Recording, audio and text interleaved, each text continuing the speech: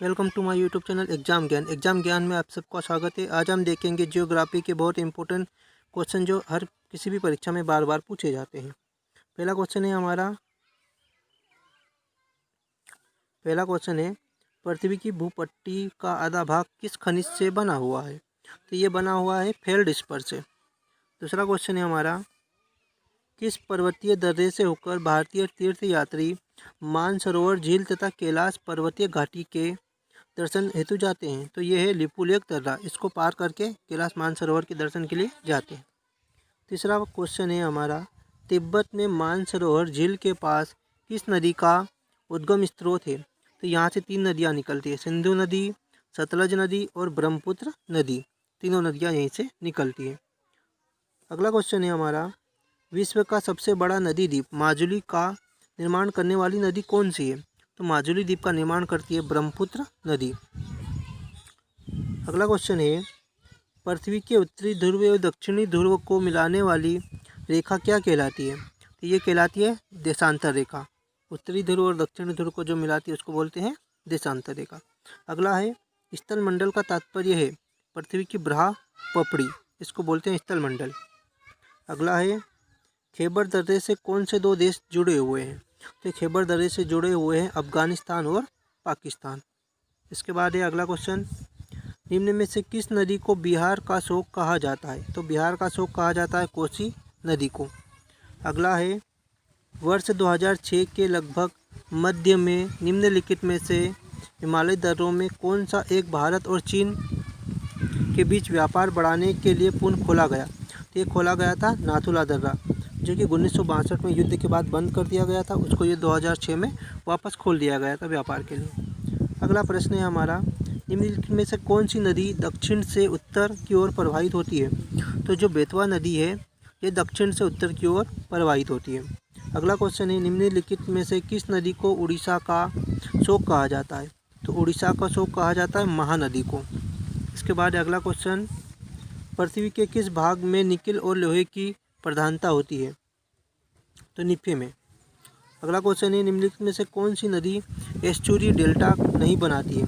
तो ये महानदी नहीं बनाती है। अगला क्वेश्चन है, बोस्निया का सबसे प्रमुख पर्वत कौन सा है? तो ये है डेनरिक आल्प्स। इसके बाद अगला प्रश्न है, कोला प्रायद्वीप निम्न में से किस देश में स्थित है? तो ये कोला प्रायद्वीप जो है ये रूस में स्थित है। अगला प्रश्न है, छोटा नागपुर पठारी प्रदेश का सबसे प्रमुख नगर कौन सा है? तो ये है रांची। रांची यहाँ का प्रमुख नगर है। अगला प्रश्न है, कोची का जुड़वा नगर कौन सा है? तो ये एर्नाकुलम। एर्नाकुलम जो है कोची का जुड़वा नगर है। इसके बाद अगला प्रश्न है, विश्व का एकमात्र हिंदू राष्ट्र निम्न में से कौन सा है? तो ये हो जाएगा नेपाल, हिंदू राष्ट्र जो है। इसके बाद अगला प्रश्न है, पृथ्वी की अनुमानित आयु निम्न में से कितने वर्ष है? तो ये है 400 करोड़ वर्ष। इसके बाद अगला प्रश्न है हमारा, सन 1902 में भारत की सबसे पहली जल विद्युत परियोजना निम्न में से कहाँ स्थापित की गई थी? तो ये स्थापित की गई थी शिव समुद्रम में। इसके बाद अगला प्रश्न है, भारत में सर्वप्रथम कोयला उत्खनन निम्न में से किस स्थान पर प्रारंभ किया गया था? तो ये किया गया था रानीगंज में। अगला प्रश्न है, निम्न में से किसकी वृद्धि देश में सबसे तीव्र गति से हो रही है? तो ये महिला। अगला प्रश्न है,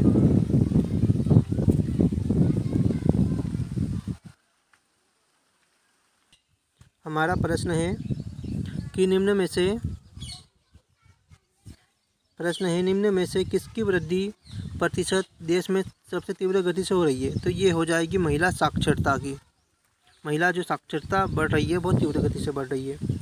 प्रश्न है हमारा अगला, निर्माण की दृष्टि से निम्न में से कौन सी चट्टान सर्वाधिक प्राचीन है? तो ये हो जाएगी आग्नेय चट्टान। इसके बाद अगला प्रश्न है, निम्न में से कौन महाराष्ट्र में स्थित नहीं है? तो अमरनाथ की गुफाएं महाराष्ट्र में स्थित नहीं है। अगला प्रश्न है, विश्व का सबसे ऊंचा ज्वालामुखी पर्वत कोटोपेक्सी कहाँ पर है? तो ये हो जाएगा फिलीपींस में है कोटोपेक्सी। अगला प्रश्न है, निम्न में से किस क्षेत्र में विश्व का सर्वाधिक पशुओं का मांस उत्पादित किया जाता है? तो ये किया जाता है पंपास क्षेत्र अर्जेंटीना। अर्जेंटीना मांस का प्रमुख उत्पादक देश माना जाता है। अगला प्रश्न है, निम्न में से कौन सी स्थलाकृति ज्वालामुखी क्रिया से संबंधित नहीं है? तो ये हो जाएगी ग्लेशियर। इसके बाद है अगला प्रश्न, निम्न में से कौन पृथ्वी का एक स्थायी खंड नहीं है? तो हिमालय पर्वत। हिमालय पर्वत ये पृथ्वी का स्थायी खंड नहीं है। इसका बाद में निर्माण हुआ था। पहले यहाँ पर एक तालाब था। निम्न में से कौन आध्यात्मिक खनिज है? तो जिप्सम हो जाएगा। अगला है, यदि पृथ्वी एवं अंतरिक्ष के बीच से वायुमंडल को हटा हुआ माना जाए तो आसमान का रंग कैसा दिखाई देगा? काला रंग। वायुमंडल के कारण ही आकाश का रंग नीला दिखाई देता है। अगला प्रश्न है, निम्न में से कौन सी नदी पक्षीपाद डेल्टा का निर्माण करती है? तो ये हो जाएगी मिसिसिपी नदी। इसके बाद ये निम्न में से कौन सुमेलित नहीं है? तो ये हो जाएगा आयरन एंथ्रेसाइट।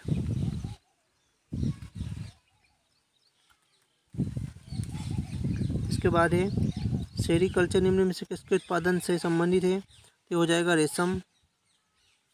अगला प्रश्न है, निम्नलिखित में से किस राज्य में सबरीमाला स्थित है? तो ये केरल राज्य में स्थित है। अगला प्रश्न है, भारत में सबसे पुरानी पर्वत श्रृंखला कौन सी हो जाएगी? ये हो जाएगी अरावली पर्वत श्रृंखला। अगला प्रश्न है, ओमकारेश्वर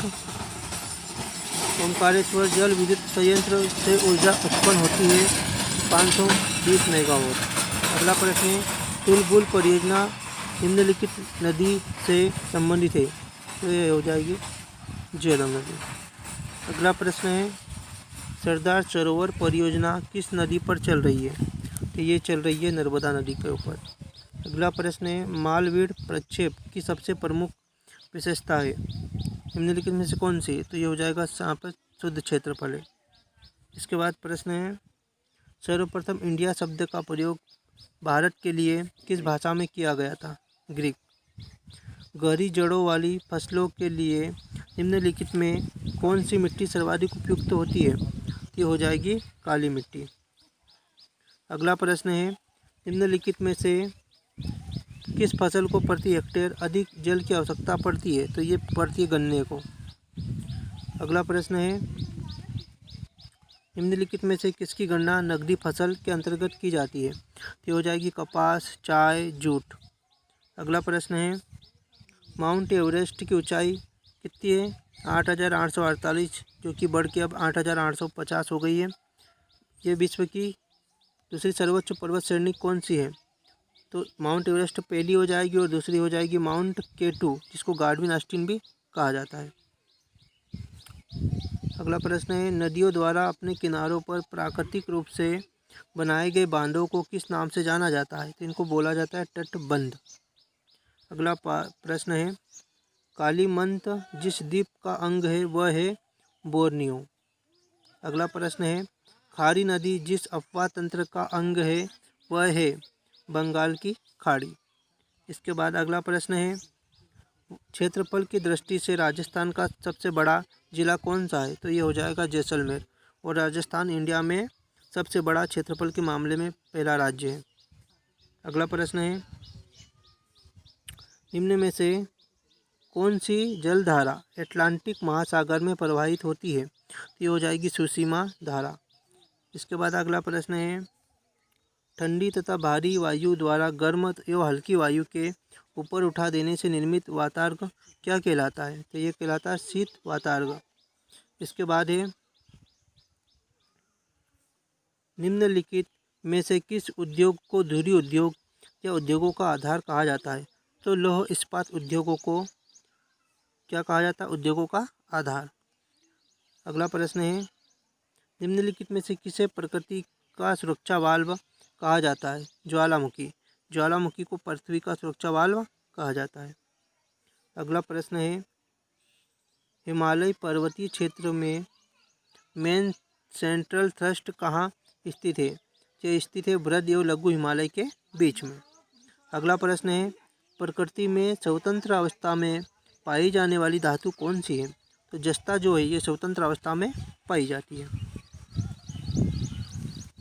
भारत में देश का पहला दिया सिलाई बनाने का कारखाना सन 1921 में किस स्थान पर स्थापित किया गया था, जो आज भी सुचारू रूप से चल रहा है? तो ये अहमदाबाद में स्थापित किया गया था। अगला प्रश्न है, सूर्य के धरातल का तापमान लगभग कितना होता है? तो ये होता है 1600 डिग्री सेल्सियस। अगला प्रश्न है, संध्या काल में सर्वाधिक लाल दिखने वाला मेघ है? तो ये हो जाएगा पक्षाभ। अगला प्रश्न है, पृथ्वी के आरंभिक वातावरण में नहीं था, क्या नहीं था? तो ये ऑक्सीजन नहीं था। अगला प्रश्न है, बेगुला की धारा है ठंडी महासागरीय धारा। अगला प्रश्न है, किस प्रकार के मौसम में नुकीली पत्ती वाले वन पाए जाते हैं? तो साइबेरियन हो जाएगा इसका आंसर। अगला प्रश्न है, ऊन का सबसे बड़ा उत्पादक देश कौन सा है? ऑस्ट्रेलिया। ऑस्ट्रेलिया में भेड़ बहुत ज़्यादा पाली जाती है। अगला प्रश्न है, वन अनुसंधान संस्थान स्थित है, ये कहाँ पर है? देहरादून में। अगला प्रश्न है, भारत किसके कारण एक उष्ण कटिबंधीय देश कहलाता है? तो अक्षांश विस्तार के कारण ये कहलाता है। अगला प्रश्न है, कोलाई कारो जल विद्युत परियोजना निम्नलिखित में से किस राज्य में स्थित है? ये हो जाएगा बिहार राज्य। अगला प्रश्न है, भूमध्य रेखा के अतिरिक्त कौन सी अक्षांश रेखा पृथ्वी को दो बराबर भागों में विभाजित करती है?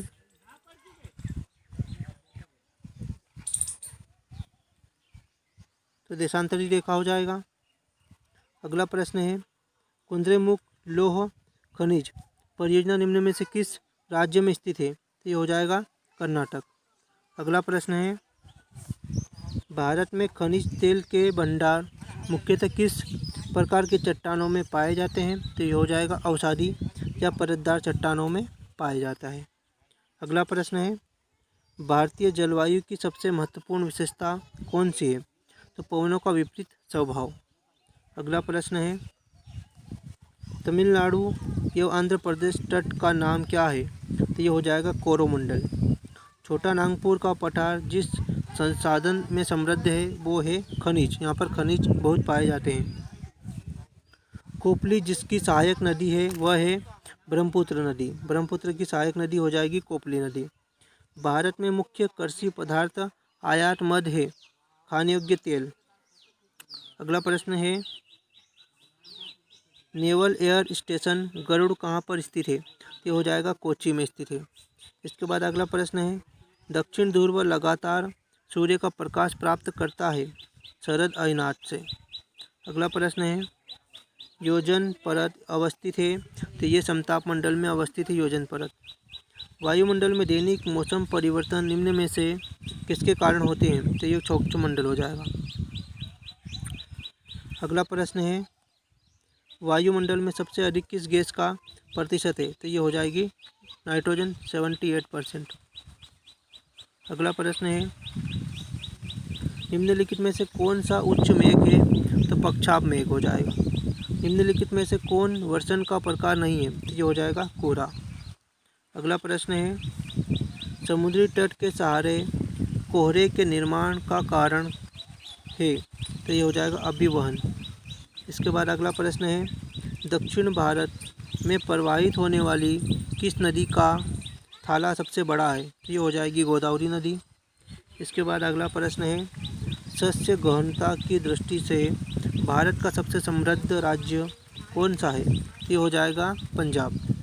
इसके बाद अगला प्रश्न है, विश्व के संपूर्ण धरातलीय क्षेत्र का कितने प्रतिशत भाग कृषि योग्य है? तो ये हो जाएगा 11%।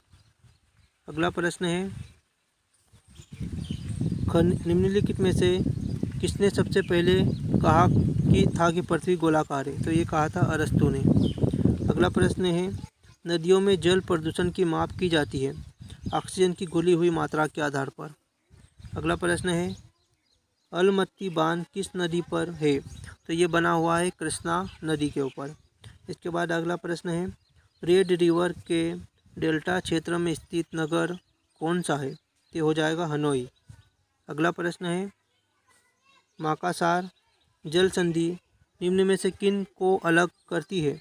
तो ये करती है जावा और सारावाक को। इसके बाद अगला प्रश्न है, न्यूमोर द्वीप निम्नलिखित में से कहाँ स्थित है? बंगाल की खाड़ी में स्थित है और इसी द्वीप को लेकर भारत और बांग्लादेश में विवाद चल रहा है। अगला प्रश्न है, लेपिज किस क्षेत्र से संबंधित स्थलाकृति है? तो यह कास्ट से। अगला प्रश्न है,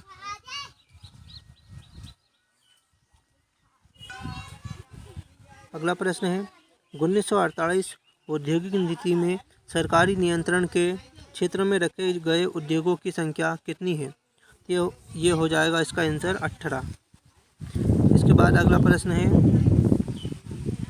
कांगो नदी घाटी में किस प्रकार की जलवायु पाई जाती है? तो ये हो जाएगी भूमध्य रेखीय।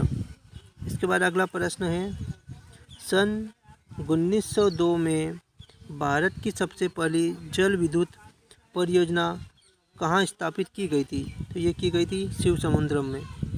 अगला प्रश्न है, भारत में सर्वप्रथम कोयला उत्खनन निम्न में से किस स्थान पर प्रारंभ किया गया था? तो ये किया गया था रानीगंज में। इसके बाद अगला प्रश्न है, सबसे ऊंचा ज्वालामुखी पर्वत कोटोपेक्सी कहाँ स्थित है? तो ये हो जाएगा फिलीपींस में। इसके बाद अगला प्रश्न है, निम्न में से कौन सी स्थलाकृति ज्वालामुखी क्रिया से संबंधित नहीं है? तो ये हो जाएगा ग्लेशियर। अगला प्रश्न है, नीली क्रांति निम्न में से किससे संबंधित है? तो ये हो जाएगा मत्स्य पालन। अगला प्रश्न है, काली मिट्टी किस फसल की खेती के लिए सर्वाधिक उपयुक्त है? तो ये हो जाएगा कपास। अगला प्रश्न है, निम्नलिखित में से कौन सी मिट्टी जैव पदार्थों से भरपूर होती है? तो ये हो जाएगी काली मिट्टी।